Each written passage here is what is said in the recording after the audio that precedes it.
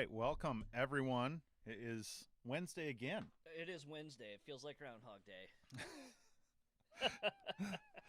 Thanks for tuning in, everyone. Again, Brian and I have just completed inventory yesterday. 3 days of it, believe it or not. How many separate SKUs do we have, Matt, for just hooks and materials? Was it like 2,900? So many hooks and crazy. SKUs. It's crazy. First of all, I want to give a big shout out to our friend Joe King, who has lent us this fairly professional looking and hopefully sounding mic. Please shout on the chat again if how the audio is for us. We're always trying to improve this, but Always looking to improve. of course, Mr. Joe couldn't just provide a microphone, but he had to go get us one material we were missing for tonight. So there he is. So thumbs up. Thanks, and Joe. Gold star for Joe. We really appreciate that. Brian, you want to say anything about inventory or anything? Oh, gosh, it just feels really good to have inventory done. Hopefully we're going to update all the website stuff. And, gosh, we had boxes and boxes of new product that just came in today. So be sure and look for that in the next few days. Gosh, a massive Wapsi order came in. So we have a lot more materials that are going to hit the site here soon. So thanks everybody for tuning in. We're super excited. Tonight's episode brought to you by Trout Unlimited Adams Chapter. Are they sponsoring? I think They're we just put them on the spot for that. So Yeah, we do have the cups. it happens. So Steve Collins says hi. Thanks everybody for tuning in so far. We'd love to see you in the chat. Quick reminder that you can go back and see previous video live tying. So last week we had Johnny Ray tying some smallmouth bass flies. Really cool stuff with UV and hot spotting, and that episode is back up live. You can replay fantastic. it. That was pretty cool. Very insightful. Yeah, and let's see. The only other thing, Alex's was really good. There's a lot of stuff you can go back and pick up. Absolutely. So be sure and tune in, check it out. Hey, Christian. Tonight we're tying some modern wets with Cory Golden, which is going to lead me right into the introduction. So Cory's been a friend of the shop since I started the shop, so at least 5, maybe 6 years, scary as that is. And I always describe Cory as a guy who likes to explore history through fly tying, I think is maybe a fair way to say it. I'm going to turn Cory's mic on right now so you can hear him talk even. He also happens to be the local president of the Trout Unlimited Chapter and just received a pretty prestigious fly tying award, an international award, I believe, which is correct. Pretty cool to see. We're gonna let Cory talk about. Why don't you talk about your fly tying? What interests you in fly tying, Cory? Yeah, thanks, Matt, and thanks, Brian. Thank you, everyone, for tuning in, and thanks everyone here at the Northern Angler for hosting me. This is something I've had the privilege to do over the past, probably this is the 3rd year I've done this, and Northern Angler has been right there supporting me since I was coming in and tying San Juan worms, and so it's progressed from there. But my selection of flies, of course, is really eclectic when I fish, but what I really love to tie are some of the more traditional styled flies that you don't necessarily see so much on the water anymore, but are really effective. And especially I enjoy introducing new fly fishers to some of the flies of the past. And really kind of keeping the craft and mixing the old with the new. So which is what I'm doing tonight. Fantastic. We're excited. Great. How about how long have you been with Trout Unlimited? I know it's not your day job, but right? Maybe someday down the line, right? Yeah, so this is my 2nd year of Adams Chapter Trout Unlimited, Chapter 676, based out of Traverse City here. This is March marks our 25th year as an organized chapter. And, Trout Unlimited has its roots here in northern Michigan, right over the Ausable and Grayling. And this is something we're really proud of, to be so close to the heart of Trout Unlimited and to celebrate a quarter century. So watch for some upcoming events on our social media, Instagram at Adams Chapter Trout Unlimited, and same on Facebook. Awesome. And one last puff question for you. What's your favorite color? No. Favorite color? Right now it is Silver Dr. Blue. Ooh. Nice. Yep. How about tell us a little bit about that? Actually, we're gonna save the award for later. All right. Yeah, let's do that during the intermission. How about that? Sounds great. So, Cory, we're going to hand it over to you. Great. Talk about what you're tying tonight, and we'll get cranking. All right, so we're going to dive in here. Tonight I'm tying a fly I call the Ontonagon Ranger. I had the privilege of getting up into the western upper peninsula of Michigan this summer and spending some time up there and kind of digging through my fly box a little bit, and there's some really great brook trout up there that have really interesting feeding patterns. And so I got the chance to try out some patterns that I had put together just to, experiment with, really. And this is one that worked really well, so named it after the Ontonagon River. It has its basis in traditional wet fly tying. And so I'm going to start with a size 10 hook, a Daiichi size 1530. This is a wet fly hook, so as you can see, it's a little bit heavier wire than what you may be used to dealing with let's say, maybe nymph hooks. Additionally, you're going to find it more towards a streamer gauge wire, so it's a little bit heavier, designed for wet fly tying. So it's a size 10, perfect for most trout streams in Michigan, and a size 10 will catch anything from a small steelhead all down to your pickiest little brook trout. So I'm going to go ahead and start with a 8/0 uni black thread, and I'm starting just about a third of the way back from the eye. And I'm going to go ahead and lay down just a little thread base here, just about a little more than a 1/4 inch long. So this fly has a gold tag on it. So I've got some bright yellow gold French silk here. Really, any silk or silk floss will do.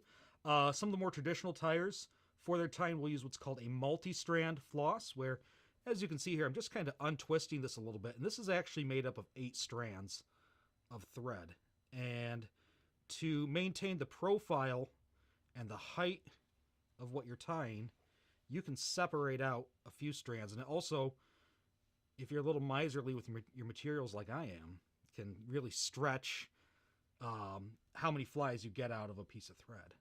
And I'm just going to go ahead and tie this in. This lays particularly flat, which is one thing I like about it. And I'm going to wrap just to where the hook starts to bend there. And if I drop my thread, it hits right at the barb. So I'm going to run this back up. And I'm just going to go ahead and start to lay down some layers of the yellow, just using my fingers. If you have a rotary vise, you can go ahead and use that. I have a rotary vise here, but just learned using my hands, and that's just the way I've gotten used to it. So as you can see, I left a little gap. Really what I'm most interested in is about that first 1/16 of an inch away from the bend. So I'm actually going to go ahead and wrap back and clip that off there. I'm just going to go ahead and lay my black thread down. So this really should be about the extent of the start and end of your yellow floss. Now, the first time I tried this, and a more traditionalist would tie this with either some red goose fibers from a goose wing or goose shoulder. You can also use mallard. I find that yarn works just fine. I've got this yarn. Again, yarns like the thread, like the high-end flosses, multiple strands. So obviously I'm not going to use this entire bundle. So what I'll do is snip a section off and pull out one of the strands of yarn here. To maintain the thickness of the body, I'm going to run this thread up a little bit. I'm going to go ahead and capture the yarn, and just tying it nice and tight. Keeping that point where a little yellow tag is on there. I'm just going to move this out of the way, back up. I'm going to go ahead and clip the yarn and leave it just a touch long. I'll come back and trim that to shape in a minute. Now, next, this is going to be a Peacock Hurl body fly, and I like to use a little gold wire just to, in some cases it can add a little flash.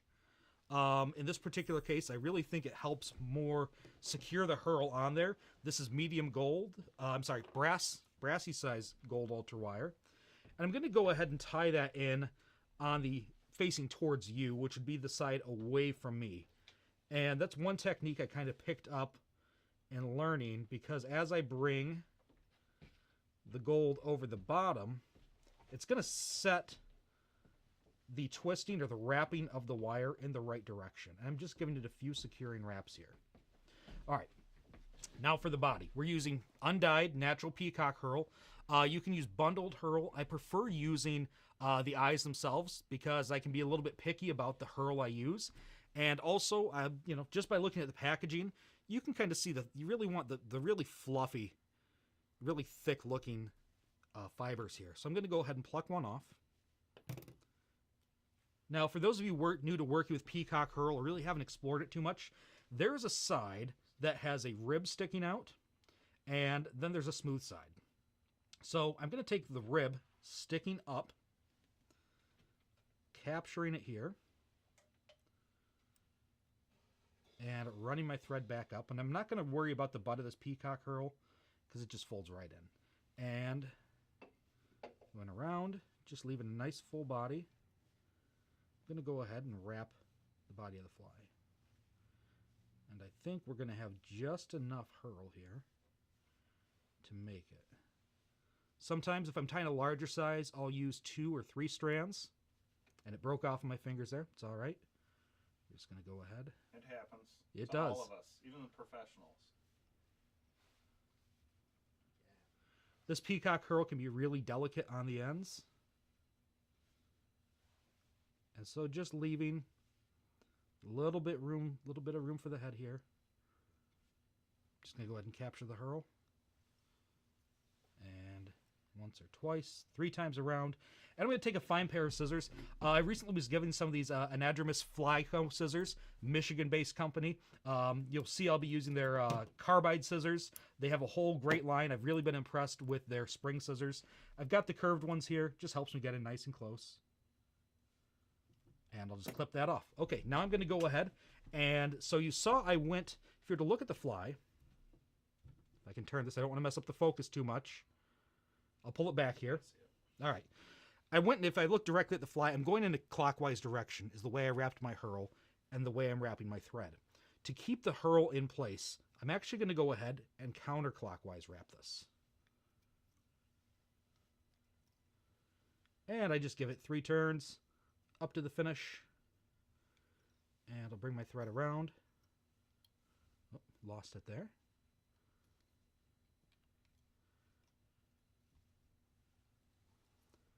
It can be a bit tricky, especially if you're using a larger wire size, because it really wants to hold its shape. And you can kind of helicopter it off. I'm just going to use a close pair of material shears here. I know some of you are cringing, but these are old scissors, so it's okay. I'm using the tip.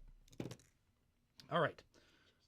So now what I'm going to go ahead and do before I move on to the wing and the throat of the fly, I'm going to go ahead and trim this red tag off here. And I'm just going to leave it right in line with the longest part of my bend. Clip that off and just kind of fluff it out a little bit. You can use a piece of dubbing, or I'm sorry, a dubbing tool to just spread it out if you're using multiple layers. If you're using a traditional feather tail on it, you just go ahead and leave it as it is. Okay, now on to the wing portion. The wing on this fly, I've tied white and gray, equal success. I tie in both patterns just because depending on the lighting and the weather, I might sometimes throw the white wing or the gray wing. I've used Mallard primary feathers from the wings. Also, if you want to be more traditional, would be to use Goose Shoulder. Goose Shoulder is traditionally used in many salmon fly patterns, and that's what I'll be using today. And I'm just going to cut slips from either side. If you're using mallard wings, you want to use a matched set of feathers where you'll have a right wing and a left wing feather. With the Goose Shoulder, you don't have to worry about that. This is a symmetrical feather. So I'm going to pull a few slips out here. And just using my bodkin, I'm going to go for a width of a wing nearly the hook gap. Okay, I usually end up just being a little bit smaller. It's just my preference for the wing size, but the width of the wing is going to be about the hook gap there.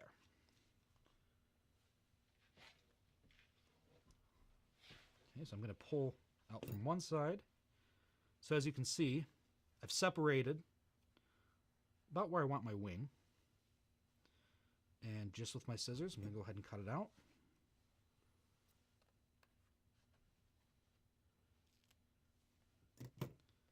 Okay, so I've got one piece there, one part of my wing, and then pulling from the same side, I'm sorry, the opposite side, same width,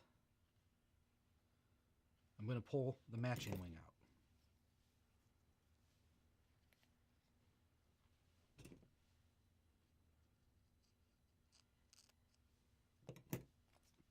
Okay, so now I've got 2 wing slips. Any strays, I'm going to go ahead and just pull off there.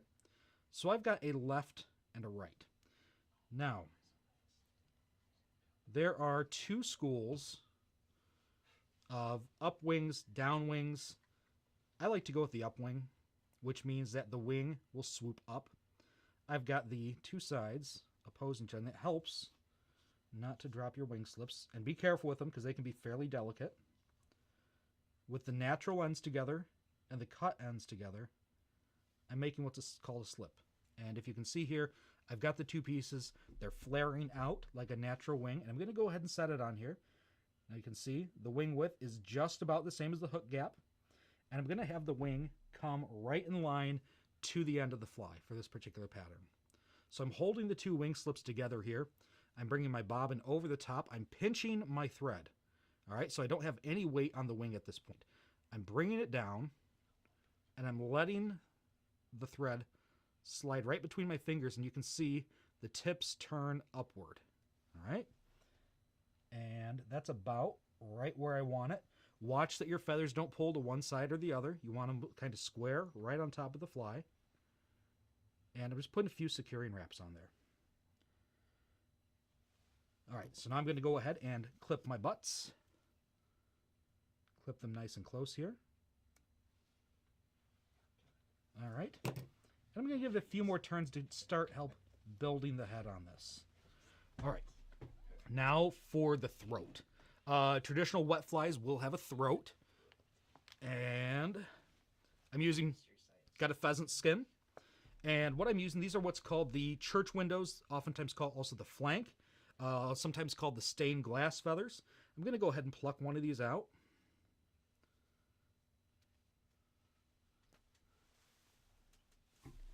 And from the main portion of the feather, I'm just going to pull a nice grouping.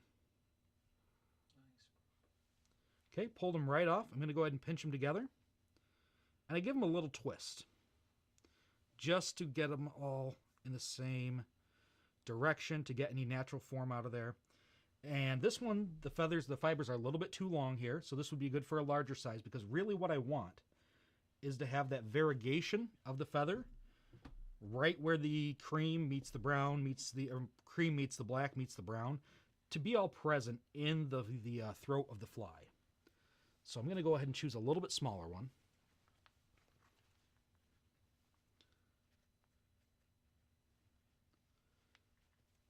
Knowing your feathers and the different properties of them is really important when you're studying traditional fly tying, as well as the nomenclature for them.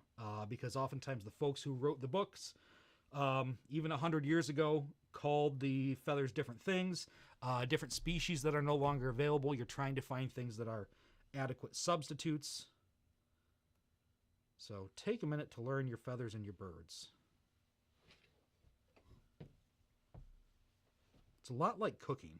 Once you know your ingredients, you'll know their different properties, and you'll be able to go ahead and experiment from there. So I'm just going to go ahead and capture that throat in. It spun up on the side a little bit, just with my fingers. I'm going to manipulate it down and pull it out a little bit. And I'm going to check both sides here, make sure I have it right in the center. Right, and keeping my wings proper on top. I'm just going to give it a turn or two, and then I'll just clip off the butts.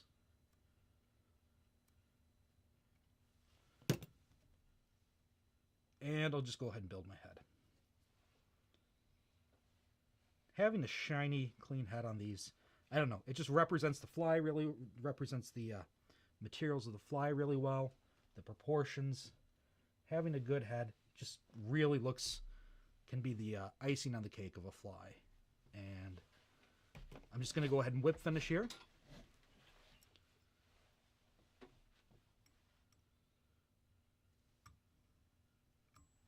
just do it once. And I'm just going to go ahead and take a moment to make sure that everything is in its proper place. I know what you're thinking. After one fish, this fly is going to get destroyed. They hold up pretty well. That's why I like to do the wire wrapping on there. But having confidence in the fly that you're presenting really speaks to the art of what we do. And it's not so much the fish you catch, but also the fly you throw, at least in my opinion. And I've just got some hard as hull head cement here. That was a touch much, so I'm just going to wipe it off. And just make sure. You keep a little bead right on the tip of my dispenser. And that's the Ontonagon Ranger. Like I said, I can tie this anywhere from a size 12, size 10 works really well. I've done a size 14. It's just a little bit of a pain. But even all the way up to size 8 and size 6. And I've caught fish on all the sizes. So you can do it with a lighter dark wing. Using mallard wing is particularly nice as well if you don't have goose shoulder. So again, mallard primary feathers. I'm just going to pull that through, clean the glue out of the eye. And there you have it. Ontonagon Ranger. So that's an original pattern inspired from traditional fly tying, but modified into here in Michigan. Fantastic, Cory. You know, I do a lot of wet fly swing fishing, and it's one of the most productive ways to catch fish when there's not a hatch going on.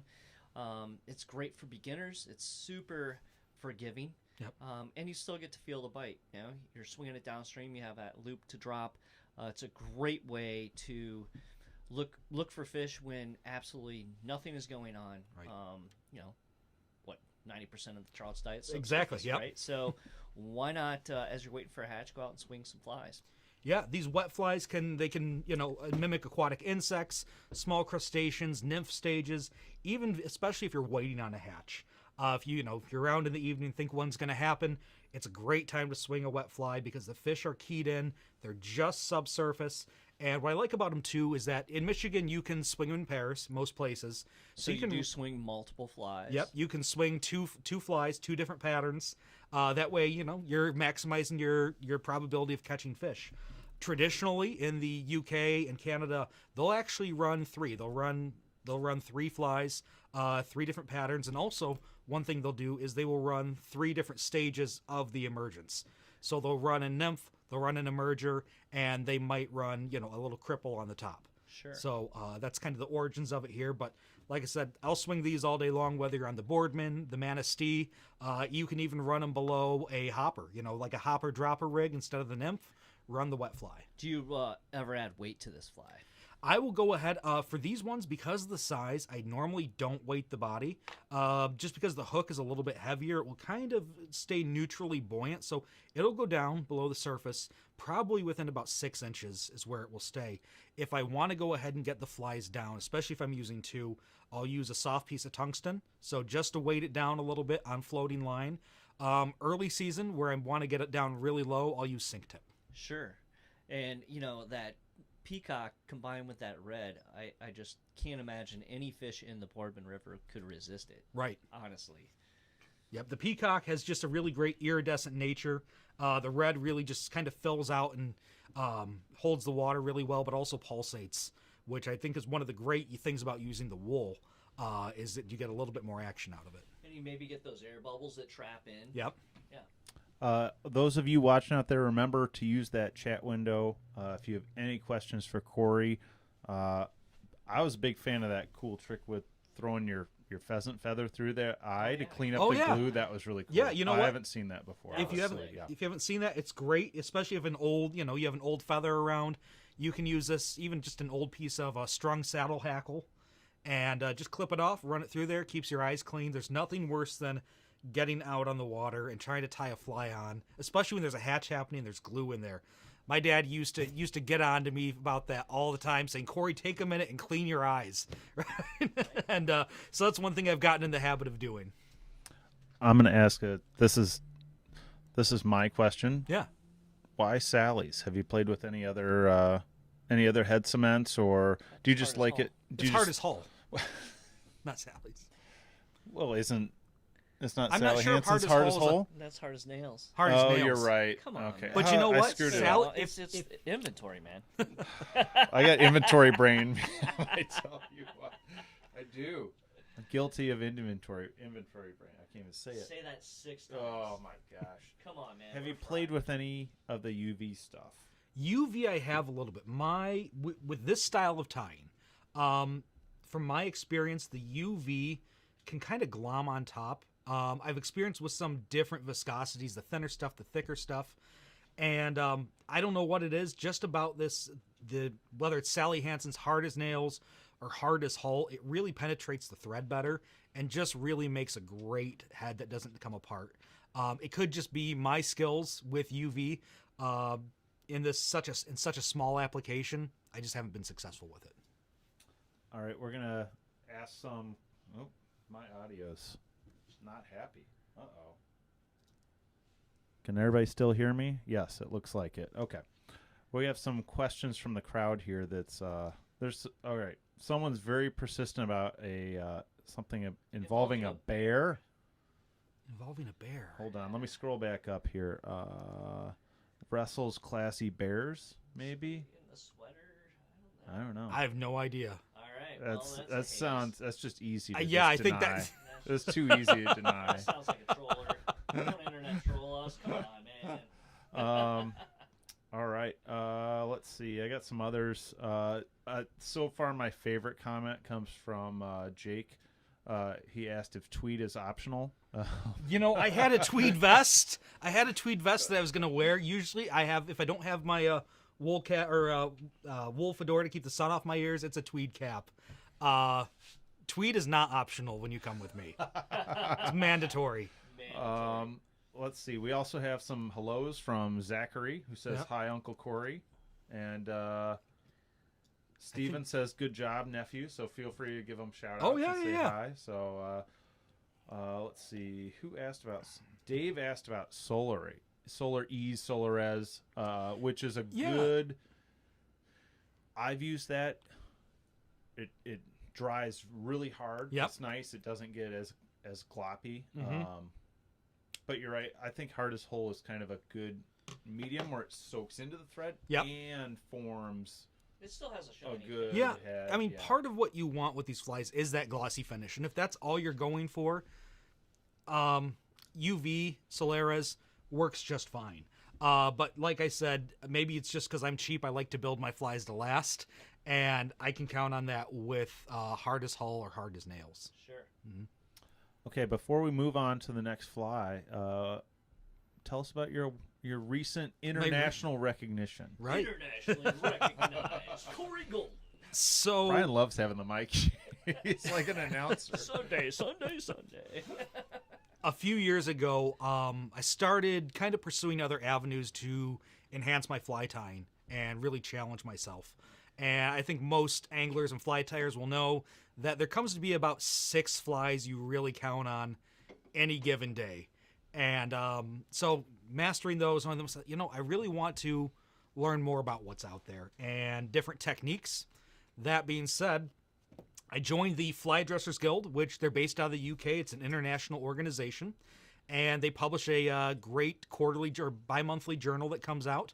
But they also have a fly tying awards program where they give you a set curriculum of flies, and you work with a mentor. So you're learning from another fly tyer, and you learn these different sets of flies, and you tie dozens of them. And finally, out of all of them, you choose 3 that are the most identical and represent the pattern well.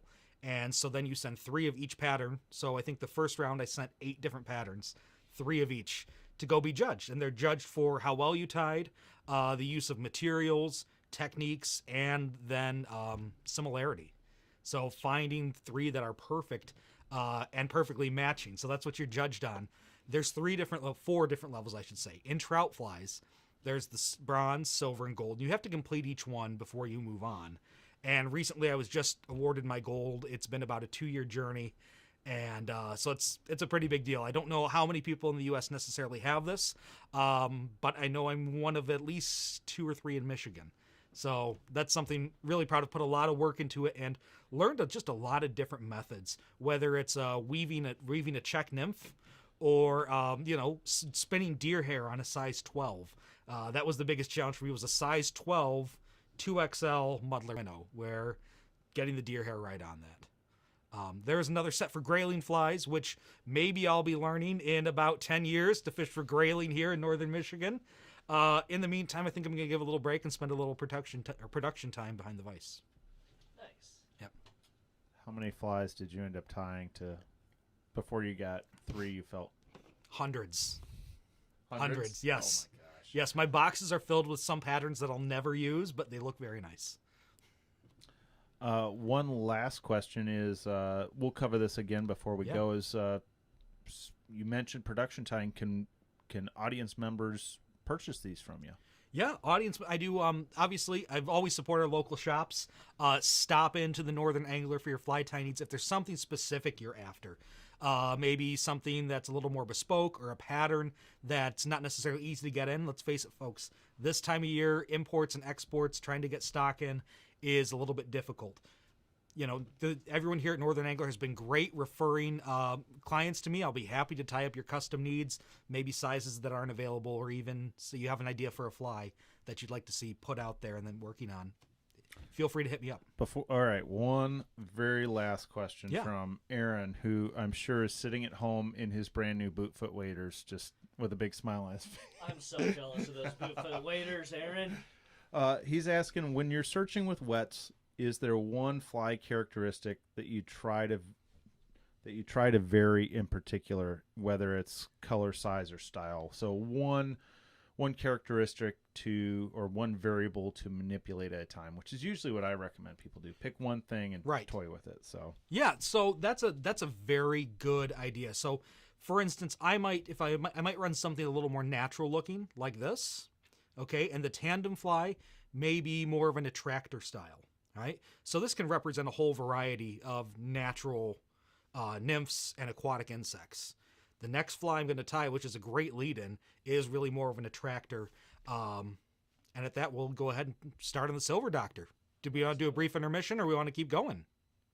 I think if you're ready. I'm ready, yeah. Let's rock. All right. Yeah, another beverage. Okay. You got 46 people watching. Hey, it's exciting. Yeah. All right. So I'm just going to put this aside here. Again, I'm going to use the same size hook. I am going to be tying a variant of the Silver Doctor. When people think of flies or salmon flies, probably one of the most iconic out there is the Silver Doctor. It's a very beautiful fly, very bright. It's traditionally came out of Scotland in the 1850s. It's probably been tied at least, 24 different ways. But it all has the same characteristics. And today I'm going to be tying a Northern Michigan Silver Doctor, if you will. So we're going to be using some locally sourced materials, thanks to Aaron. So I got some locally sourced squirrel tails. This is going to be a hair-wing Silver Doctor. While some of you may be familiar with those traditional salmon flies using married wings, where I might be using a gray on top of a blue on top of a red, and making kind of a multicolored wing, we're just going to be using the squirrel tail and the natural variations in there. So again, I've got my size 10 wet nymph hook here, that Aichi 1530. And I'm actually going to go ahead and switch up the colors. I'm using an 8/0 red thread. And this bobbin, again, from Anadromous Fly Co. And I'm just going to go ahead and put down a thread base here. Okay. And we're going to go ahead and start with a wire tag on here. So I've got silver size brassy wire. Again, as you scale up or scale down, scale your materials accordingly. And I'm just going to go ahead and start to secure this in.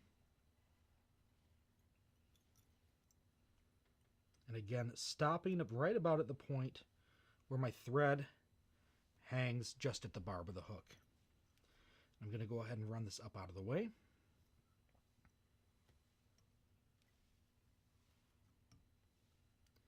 I'm I'm going to go ahead with touching wraps. Give it a few turns here. Okay, so I put about 4 turns on there. All right.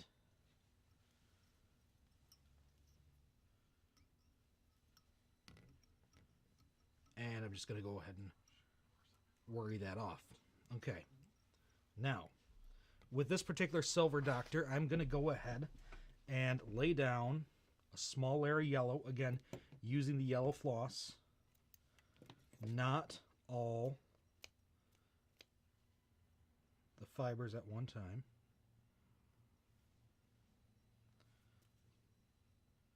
Just going to pull a few out.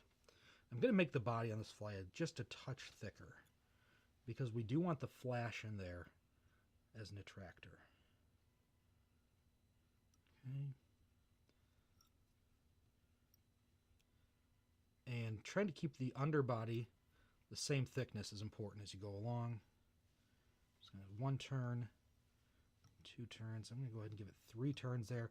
Make sure that yellow color comes in nice and through, nice and clear, especially when you're using a darker thread like red underneath and a tinsel.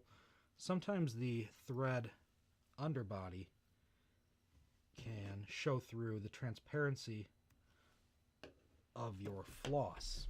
Okay, next I'm going to go ahead and add a piece of golden pheasant crest. Golden pheasants raised primarily for fly tying and crafting. The crest come from the head. It's a nice gold feather, which when they come in their natural form, they do have a curvature to them. However, they tend to be off in one direction. So I went ahead and this is one of the things I learned, is if you take the feathers out, you drop them in boiling water and lay them over, let's say, the neck of a wine bottle or a cocktail glass to set the proper arc in here. So that's how I'm using this feather and maintaining this nice height. So I'm going to run this back about where I want it. So I'll leave this nice band of yellow in there. And then I'm going to go ahead and capture the pheasant crest. Wrap it forward here.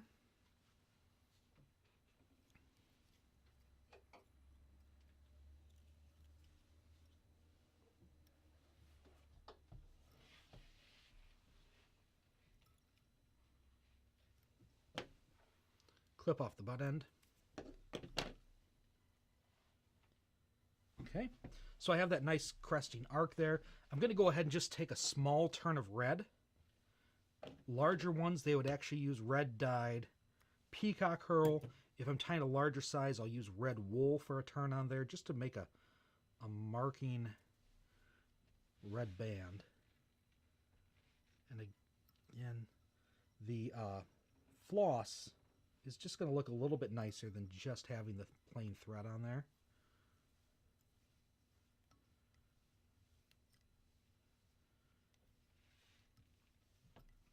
And you can see the floss kind of has a shine to it. Just going to go ahead and capture it.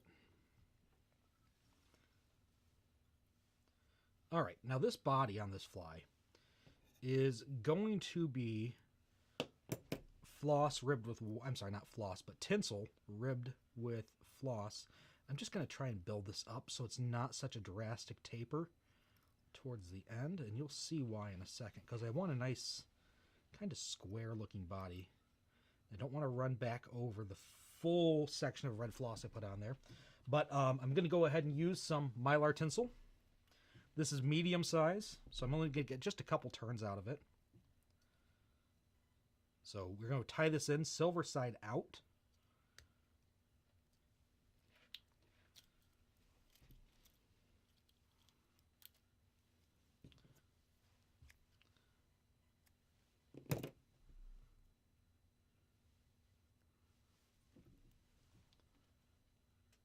I'm going to go ahead and tie it in towards the front here.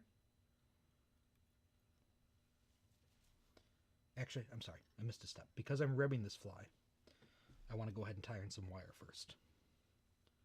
So I've just got some leftover brassy size silver wire. I'm going to tie that in the full length, but stopping just short to leave that bit of red there. And you'll see once I go ahead and get this built up a little bit. So now I'm going to take my tinsel, tie it in, caption it silver side out here, and give it a few good turns because we're going to go ahead and give 2 passes with it. So starting from here, I'm going to wrap back, leaving just that band of red there. If I can get this to lay right. There we are. And then capturing it.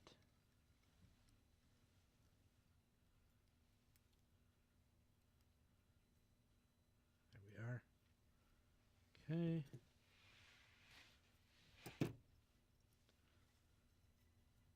I'm going to go ahead and rib just 1, 2, just maybe room for about 3 turns here.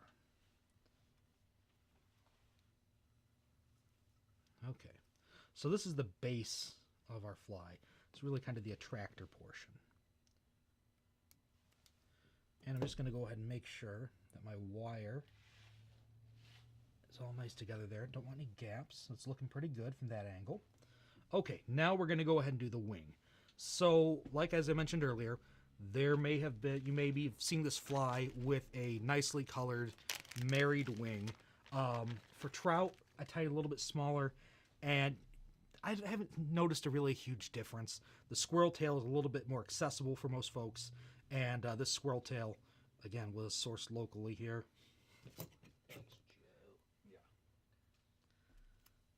Okay, so I'm just going to take a little clump and just run it through a little brush just to get those little tiny fibers out of the bottom. It keeps these nice guard hairs laying nice and evenly. I'm going to go ahead and stack them just to get the tips even.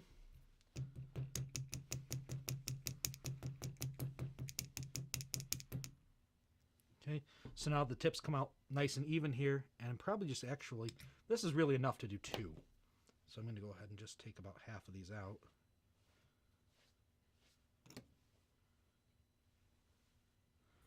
And set those aside for a second fly.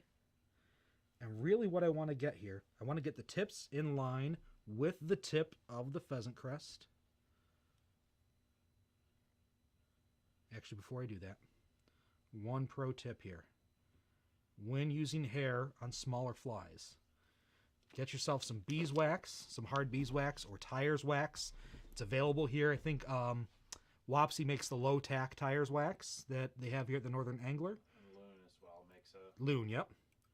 This is not your dubbing wax. This is a little bit harder stuff, but it just gives your thread a little bit of extra grip and to really keep the hair in place.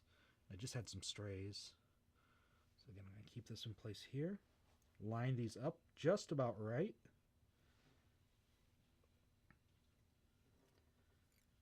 And I'm going to give them a few turns because you don't want these to pull out. I remember Russ Madden a few years ago was tying at one of these. He said the first thing he does when he sees someone's hair wings is give the hair a tug and see if it comes out. So I've always been pretty conscious of that too. Maybe even over tie my hair wings a little bit. So I did that, and I wanted to take a moment to explain. What I did is I had the hair stacked. It was secured in place, and in one move with my scissors, I came in from underneath, and I lifted it up and snipped. And what that does is it creates a tapered slope for your hair to lay in there nice and flat, so you don't get a bulky, square, flat head. It'll allow the head of the fly to remain nice and tapered. And I'm just going to go ahead and take a look on this side here. All right, great. And let's give it a few more turns to start to build the head on this, because we only really have one more step, which is to tie in the throat of the fly. Now, you can use a wide variety of blue feathers.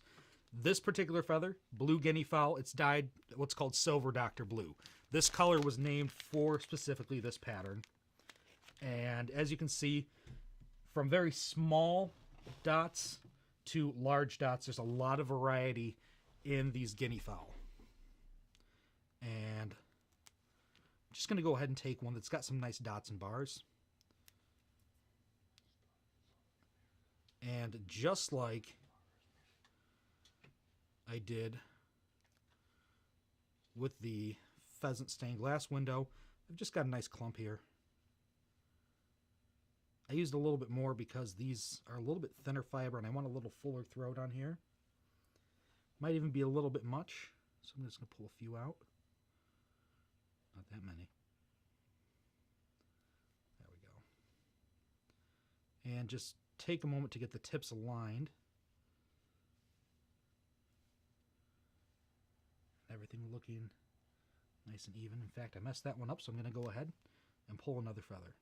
When it comes to tying these traditional flies, I feel like the folks who designed them had a near infinite supply of feathers, because sometimes you'll go through a whole pack just to find that one right feather, and it can certainly try your patience at times if you're committed to doing it a certain way. Okay, so I've got a nice little grouping here. And again, we want the tips to just touch the point of the hook. And go ahead and tie them in. I see they're on one side here, so before I get them too secure, I'm just going to go ahead and pull off a few strays and check both sides of the fly to make sure that the throat is sitting as I want. As many of you who tie flies will know, every fly has its good and bad side, and usually the side that's closest to the tyer ends up being the good side, because that's what you pay the most attention to. That's one nice thing about having a rotary vise, is taking a minute and just turning the fly around to make sure everything, the materials you're adding, are even on all sides.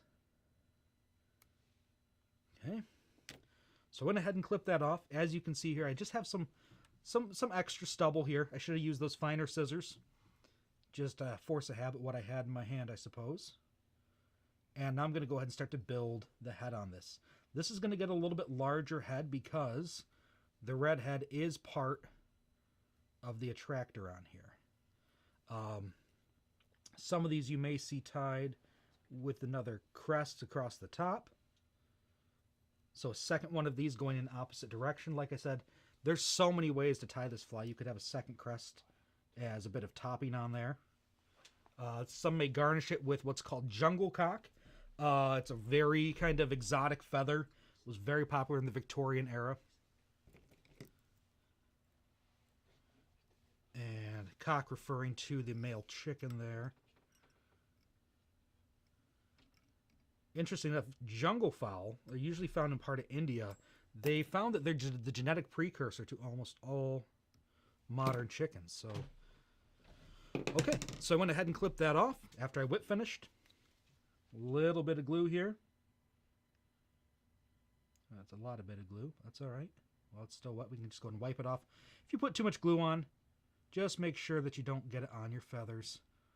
You don't want stiff or crusty feathers. And so this is a trout-sized silver doctor. So you might run this in tandem with the Ontonagon Ranger like I showed you. You can run this with a number of wet fly patterns. One that has been really successful here in northern Michigan for a long time has been the lead wing Coachman. So I have these two flies. Do we have time for another? I can do a lead wing Coachman if we'd like. Let's do some questions. Let's jump back into questions here a little bit. We don't have too much, but we have a ton of compliments from folks saying these look really nice. Like someone who might hold some sort of international award would tie, right? Maybe. So I've practiced a little bit. I told Brian I'd probably rather buy these from you than tie them, honestly. But I think what you said about every fly having its good side and bad side is really, really important for people to understand why, we spend so much time tinkering and looking at all angles. And, I saw that you tied in that blue guinea there and then kind of spun it and distributed it. Yep. And I think that's it takes a while to learn that you need to distribute instead of assuming it'll just be tied in perfect from the first get-go. So I think that was pretty cool. Let's see. And Matt, real quick on that comment, I think knowing the material, knowing what you can and can't do with a particular material. With throats, if I were to be using a different, let's say for instance, if I were to use strung hackle, right? Those lay so tight and so flat that once they're in position, you can't really move them. While these are a little bit thicker fiber and they're more round, you can spin them once they're there. Let's see. We have some big pluses for the Royal Coachman as being a great producer in fall. Yeah. Let's see. Dave Sexton's watching, loving this. Let's see. We did have a brief question if you enjoyed the Feather Thief book. We won't go into that too far. Ooh, you know what? I found it interesting. On one side, I think all of us can recognize that obsession that drives us a little bit, and to have me coming in here at times when I would walk in the door and Matt would go, "What hard thing do you want me to find now?" What exotic feather do you want me to find now? And that's certainly part of the journey, but by no means, I'm very big on sustainably sourcing my materials and feathers. Like, there you go. That's an answer to CB there. Yep. Yeah, he wants to know if it was sustainably sourced, the squirrel tail. The squirrel tail was sustainably sourced. Actually, I've recently read that the consumption of squirrel is healthier than chicken, and it might be the most environmentally responsible meat, that we could see that in the future of foodstuffs. I think it will take a while to catch on, though. I know you'll be at the forefront of that movement. Which is just great. I'm just saying everything you read on the internet is true. So Just nothing like a squirrel backstrap. We got some squirrel jerky. You bring that in, we'll try it. Squirrel stew. Happily. Here's a question for the crowd out there. Has anyone tried to tie some of these flies, had any specific issues with any of these materials? Those are the questions that are really, really great for Cory. He's been doing this a long time. It can happy to throw out, I'm sure, some tips for whether you're matching wings or tying with guinea or any of the really cool, simplistic bodies you create with that wire plus the tinsel. So Lee says there's nothing like a roadkill possum. Yep, that's right. I almost got one the other day. So close. I swear. So close. Mickey's watching. He Oh, says great. hi as well. But do you think we should do a third, Brian?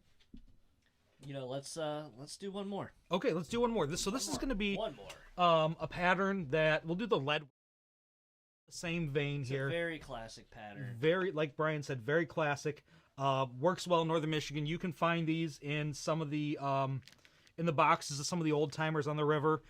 Very few people I would know still fish these, except for the converts that I've preached on them to and have caught fish on them. So it's very simple pattern. What we'll go ahead and do is, I'm just trying to think, because there's a couple different ways to tie it. We'll just go ahead and do the wire tag on there. And I know a lot of you have dealt with this, and it even happens to me, is that when you just unspool a little bit of wire, it goes everywhere. If someone can figure out a wire mender to mend your spool, there would be some big bucks in the fly tying industry here.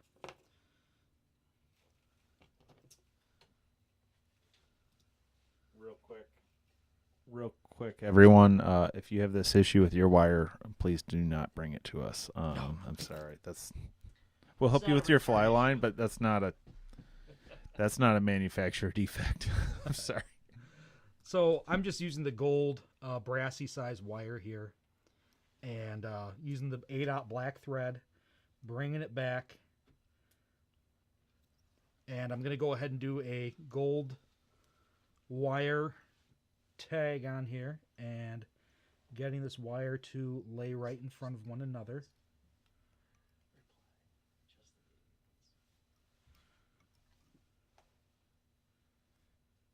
Okay.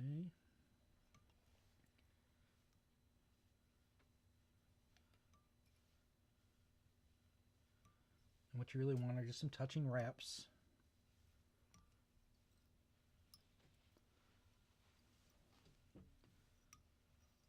And give it a few turns. If you're going to twist the wire off, like I'll do here in just a second, you really want to make sure it's on there securely. just like that. But you can easily undo and untwist all the work you've done. Now, instead of me trying to fight the wire, I'm going to go ahead and retie it on there to do the ribbing on this fly. Just going to run it right up there. This is going to be a pretty forgiving fly, especially if it's a great way to learn if you're just working with Peacock Hurl. What I'm going to do here, as I mentioned earlier, I really want this to be a nice full body fly, and so I'm going to go ahead and grab about 3 pieces of Peacock Hurl here. I'm going to tie it in because I want a nice taper on this body. I want it to get larger towards the front rather than a nice even body. I want this nice taper. I'm going to go ahead and tie it in, all 3 pieces. Bring my thread up to the front here. And then I'm going to go ahead and give this Hurl a twist. All right, you're almost making a Hurl dubbing. And as I mentioned earlier, some of the tips can be pretty brittle.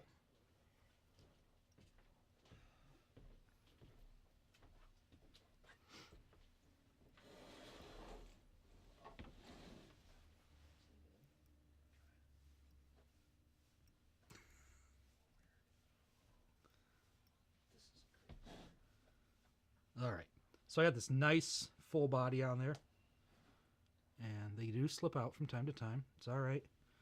Like Bob Ross says, happy little accidents, happy little trees. We don't make trees when we're tying flies. Well, you know, I have seen the Christmas tree flies made out of deer hair. I'm just going to run this right up close to the end here.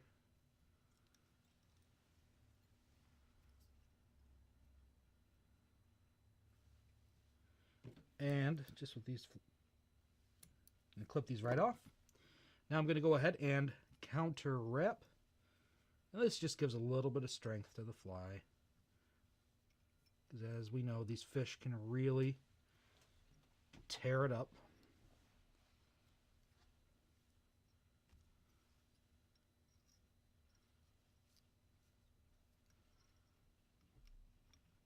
And I'll just go ahead and helicopter this off.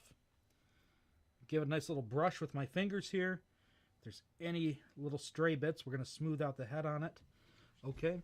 And this is traditionally done with Mallard primary feathers from the wing. The gray is what I have in hand, so that's what we're going to go ahead and use, is just this gray Goose Shoulder. And I'm going to go ahead, just like I did previously, and pull 2 wings off of it.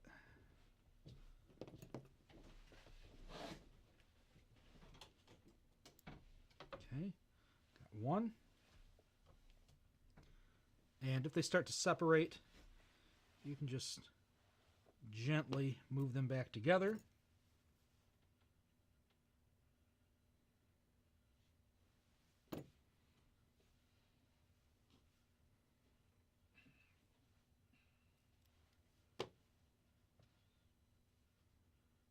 Okay.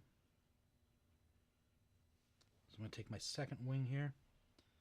And again, wings opposing. And for this one, as I did an upwing pattern earlier, I'm going to do a downwing pattern where the wings actually go along with the curvature of the fly. I'm going to bring my thread up to this point where I want the head to end, capture my wings in, and give them just a little twist on top.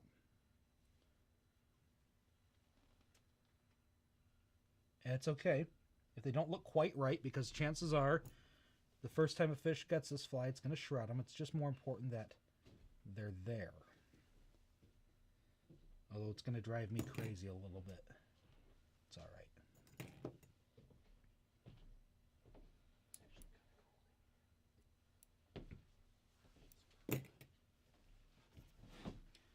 Okay, so I've got the wing here, and for the throat, I'm just going to use just really kind of any brown feather. I happen to have just this pheasant on hand. I'm just going to use some brown feathers from the pheasant, from actually the shoulder here. It doesn't really have that unique or intricate design that some of the other feathers do, but you can just use, whether it's a brown hen, brown strung hackle, Any of those will work. I'm just going to go ahead and pull off the stuff we won't use. And for this one, I'll probably pull from both sides. Got one little bit there. And one there.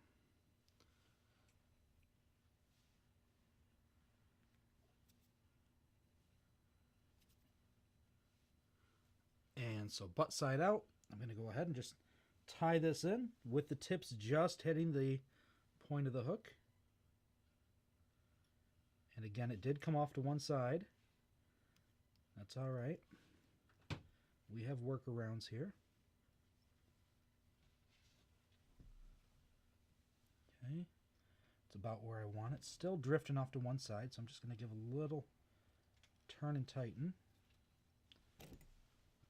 And pull the butts back and clip. This is where these spring scissors with the curvature come in really nicely, especially if you're doing close-up fine work like this. You still want to get close and maintain tension, but you'll be able to slide the scissors right in there and remove the excess material. And we'll just go ahead and build up the head a little bit.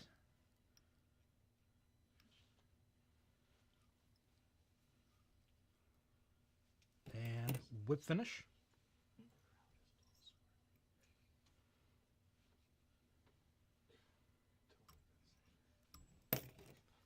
And clip it off here.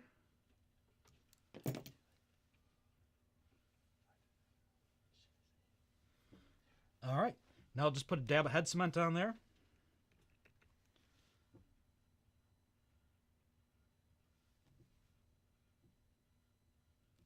And there is your lead wing Coachman. Now, the edges of the wing are a little bit ragged. That's all right, though. The traditional pattern does take that into account by using Mallard primary feathers. So they have a little more form to them. But that's the basic pattern. And again, this is one that just will slay the brook trout all day long. It's been in use for a long time. Lost favor in some fly boxes just because a lot of folks think it is their granddad's fly. But it's still just as effective now as it was then. Well, I definitely had some when I inherited my grandfather's fly box. Yep. I fished them. They caught fish, which was really nice. We got some great questions. Let's see. We had some cool suggestions about solving solving that wire problem, which was pretty cool from Smart Mouth. Just take a small diameter PVC tube, drill a small hole, cut the tube, and then basically insert that. So there are some products out there. This is not a plug, by the way, but I will say we're really happy to bring these live tying nights free to everyone. If you want to support us, all you have to do is buy materials. Real simple. The material list will be in the link below if it's not there already. But let's see. The first question that comes to mind I saw is, do you source any Michigan feathers to, in a way, kind of replace some of the more exotics out there? And do you do anything specific in that? Absolutely. For those more, kind of exotic style patterns. Yeah. So the first one I'll do is, for these flies, I use a lot of primary mallard feathers. I'm a waterfowl hunter. A lot of my, most everybody knows a waterfowl hunter out there, and will be happy to go ahead and they are allowed to give you the feathers as a gift that you can use for your personal use. And that's one way to do it. Keo Hackle, they're a Michigan-based company, and they are raising feathers for dry flies primarily. And they're, another local one. As far as replacing the some of the exotic feathers, one that comes to mind is blue heron, right? Blue heron is one that's called for in a lot of traditional spay flies. And really what you can do, it's not exactly the same, but it's pretty darn close, and it fools the fish almost, is that you can go ahead and take feathers like these from the rump of a pheasant. And you can go ahead and dye them. You can bleach them and then use like RIT fabric dyes. That's one way to go ahead and get that desired color. And so there's a lot of creativity that goes into replacing those exotic feathers. and a lot of ingenuity, and that's why it's really fun to explore, see what works and what doesn't. The big thing with jungle cockeyes, as I mentioned earlier, I don't have one here, but they're on the traditional, flies. They're gold and yellow, and they look like little teardrops, if you will. I know folks that will go ahead and get a feather, trim it to shape, and then take a drop of nail polish paint. One gold, one yellow to get that desired effect. I'm going to let Brian ask this question from Lee real quick, so I'm not just doing the only hosting here. That's all right. Cory, wouldn't these dries be illegal for Atlantic salmon in Canada and Europe since you're using weight with them? That's a good question. Check the local regulations when you go. Perfect. Always check the our regulations. advice. So we do have one. Are there any books or tyers out there that you think are getting overlooked in the United States? Yeah. Maybe that we're not familiar with here. Absolutely. Because, Absolutely. In the U.S., one individual that I go back and forth with a lot, we bounce flies off each other all the time, is Fred Klein at Grizzly King Fly Fishing on Instagram. He's actually going to be presenting to Adams Chapter Trout Unlimited on a virtual event in February, so watch the link for that. Fred is part of the American Fly Fishing Museum, Catskill Fly Tyers Guild, does the traditional Mary Orvis stuff. So essentially East Coast fly fishing that really set the pace for all American flies. fantastic. Thank you.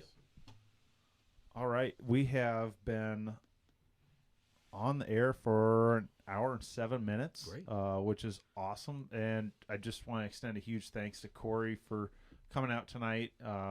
It's always fun to have a super local guy on here whose expertise goes beyond what we're used to at the shop, and something we can share with people out there and see that we can adapt historical techniques, materials to everyday fly tying and hopefully get some enjoyment out of that. So everyone, thanks for tuning out tonight or coming in, and if you haven't done so yet, think about subscribing. That helps us out, and hit that like button. Next week we'll be featuring, I believe, Evan Vasuri will be here. He's kind of our mystery guest. We actually don't know what he's tying yet, so tune in for that. Hopefully I'll get some more info there. But let's see, Justin, we got a few more questions. Yeah. Justin, who you know, is asking, what wet fly would you suggest that is the most forgiving to tie if you have not tied wets very much? Right here. The Leadwing? The Leadwing Coachman. As you can see, the wing didn't turn out quite like I wanted it to.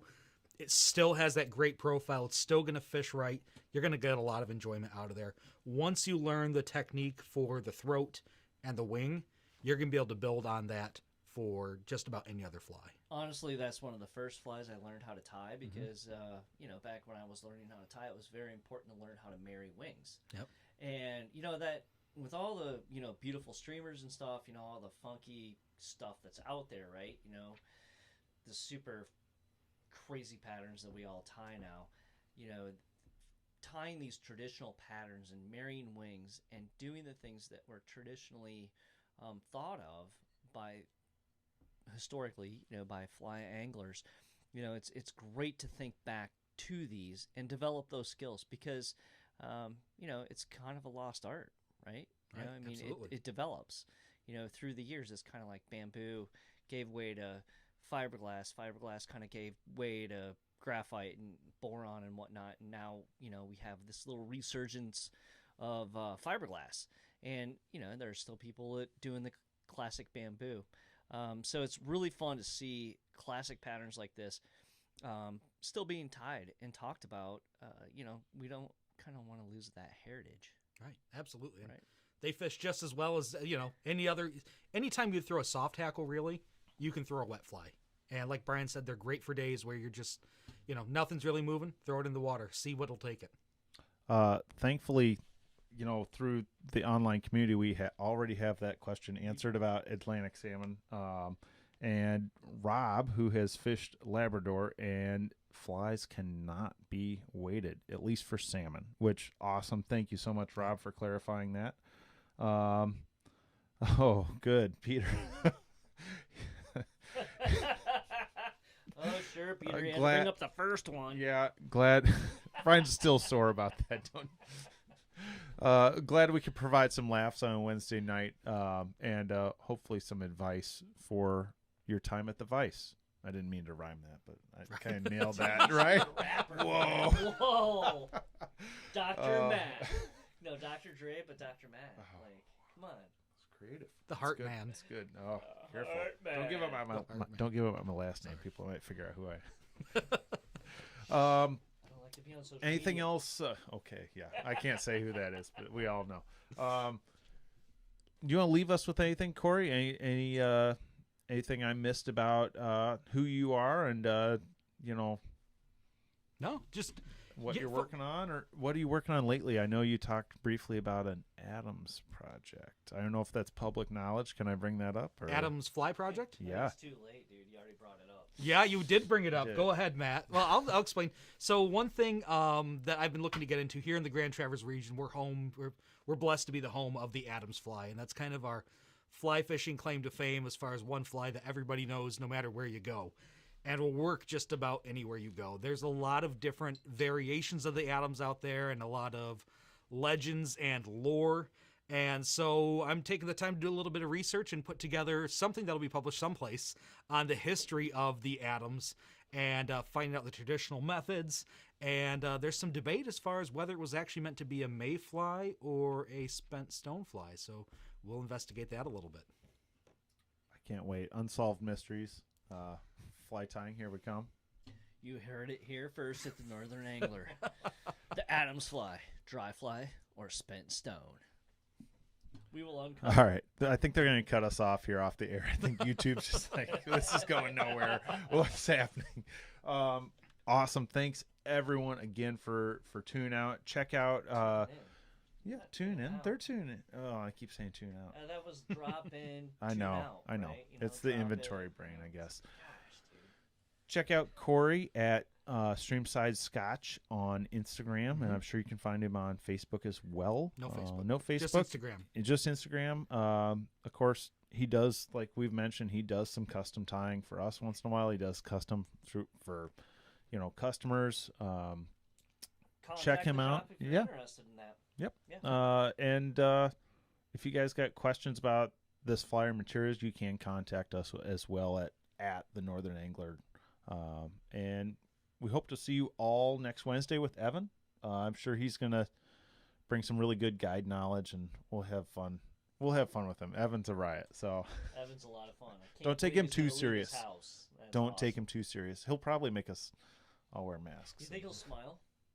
If we can get Evan to smile next week, I will be happy. We'll see. Cory, thank you so much. Thank you, guys. Thank you, everyone, for tuning in. We'll see